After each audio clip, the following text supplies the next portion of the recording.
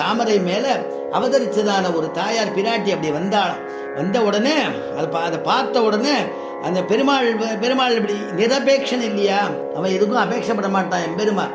அதனால இவர் கையில மாலையோட வந்து கீழே இறங்கி அத்தனை அசுரர்கள் அத்தனை தேவர்கள் எல்லாரும் நிற்கும் பொழுது கூட அப்படியே வந்துட்டு நேர வந்து நிரபேட்சனான எம்பெருமான் மேல மாலை இட்டார். பெருமாள் தன்னுடைய திருமார்புல அவரை ஏற்றிக்கிறார். பிராட்டிய பக்ஷத்தலத்துல அங்க எழுந்தொழி இருக்கும்படியாக நியமிக்கிறார். பெருமாள் தாயார் வந்து உட்கார்ந்துடுறார். இதை திருமங்கையாழ்வார் அனுபவிக்கிறார்.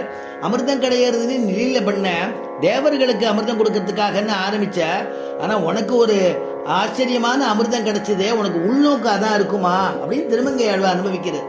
அண்ணல் செய்து அலை கடல் கடைந்து அதனுள் கண்ணுதல் நஞ்சுண்ண கண்டவனே விண்ணவர் அமுதுண அமுதில் வரும் பெண்ணமுதுண்ட எம்பெருமானே.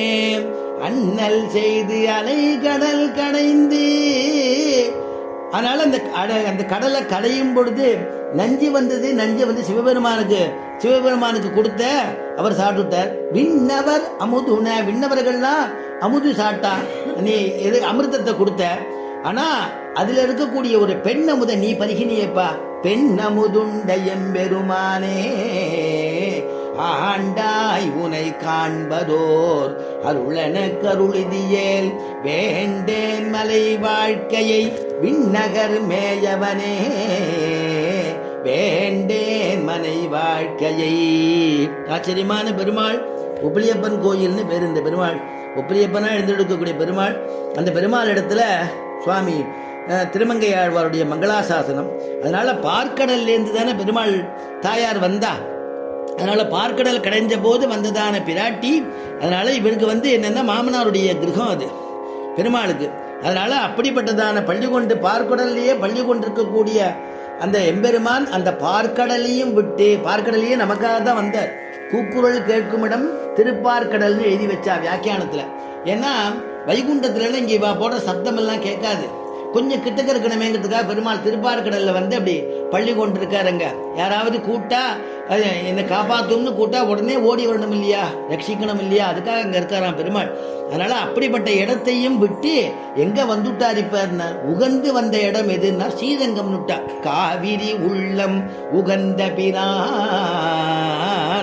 அதனால இந்த கருடன் இருக்கக்கூடிய இடத்தையும் விட்டு, வேதியர்களால ஆராதிக்கப்படக்கூடிய இடத்தையும் விட்டு, அதுக்கப்புறமா திருப்பார்க்கடல் மாமனாருடைய கிரகத்தையும் விட்டு அங்கேயே வாசம் பண்ணிட்டு இருக்கிறதையும் விடுத்து ரொம்ப ஆசையோட வந்தது என்னன்னா காவிரி உள்ளம் உகந்த பிரான். காவிரி கரையில வந்து இங்க வந்து சயனிச்சுட்டாராம் திவ்ய தேசங்கள்ல கருடன். அதாவது இப்படி ஒரு விசேஷமான விஷயத்தை இந்த பெருமாள் நம்பெருமாள் எப்படி வந்தாருங்கிறத நம்முடைய சுவாமி தேசிகன் ஒரே பாசுரத்துல அந்த சரித்திரத்தை சுருக்கி நமக்கு கொடுக்கிறார். ஆராதவருளமுதம் பொதிந்த கோயில் அம்புயத்தோன் அயோத்தி மன்னர் கழித்த கோயில். ஆராதவருளமுதம் பொதிந்த கோயில் அம்புயத்தோன் அயோத்தி மன்னர் கழித்த கோயில். தோராத தனி வீரன் தொழுத கோயில் துணையான வீடனர்க்கு துணையாங்கோயில். சேராத பயனெல்லாம் சேர்க்கும் கோயில் செடுமறையின் முதலெடுத்து சேர்ந்த கோயில். தீராத வினையனைத்தும் தீர்க்கும் கோயில் திருஅரங்கம் என திகழும் கோயில்தானே. அரங்கம் என திகழும் திருவரங்கம் என திகழும் கோயில்தானே. எது கேட்டாலும் கொடுக்கக்கூடிய எம்பெருமான், திருப்பார்க்கடலையில அமுதில படுத்துட்டு இருக்கக்கூடிய எம்பெருமான், ஆறாத அருளமுதம் பொழியக்கூடிய எம்பெருமான். அப்படிப்பட்டவன் திருப்பார்க்கடல்ல இருந்து கிளம்பி சத்தியலோகத்துக்கு வந்தானா பிரம்மதேவன் இடத்துல. பிரம்மதேவன் வந்து ஆராதிச்சுட்டு இருந்தார். பல கல்ப காலங்களா பிரம்மதேவன் ஆராதிச்சுட்டு இருந்தார். அப்ப அதுக்கு பிறகு அயோத்திக்கு வந்தார். இக்ஷுவாக்கு வந்து கேட்டுட்டான் பிரம்மதேவனை பார்த்து, இப்பேற்பட்ட ரங்கநாதன் இவ்வளவு அழகா இருக்காரே பெரிய பெருமாள், இவரை என் இடத்துல கொடுத்துரும்னு. நான் கொடுக்கறதோ நான் இருக்கட்டும் சொல்றதுக்கு எனக்கு அதிகாரம் கிடையாது, நீ எம்பெருமான்கிட்டயே பிரார்த்திச்சுக்கும்னார். பெருமான்கிட்டயே பிரார்த்திச்சுட்ட இக்ஷுவாக்கு நான் வரேன்னு விட்டாராம். உடனே பிரம்மதேவன் பார்த்தா, நான் இத்தனை கல்பகாலமா ஆராதிச்சுட்டு இருக்கேன்னு எனக்கு என்ன பதில்னார். அப்படியா, நான் எங்க போறேனோ நீ காலம்புற பின்னால உஷற்காலத்துல வந்து நீ ஆராதனை பண்ணிட்டு போயிடு, யார் கண்ணிலையும் படாதபடிக்கு. அதனாலதான் பிரம்மதேவன் ஆராதனை பண்றாராம் உஷற்காலத்துல. அதனால திருவாராதனம் பண்ணிட்டு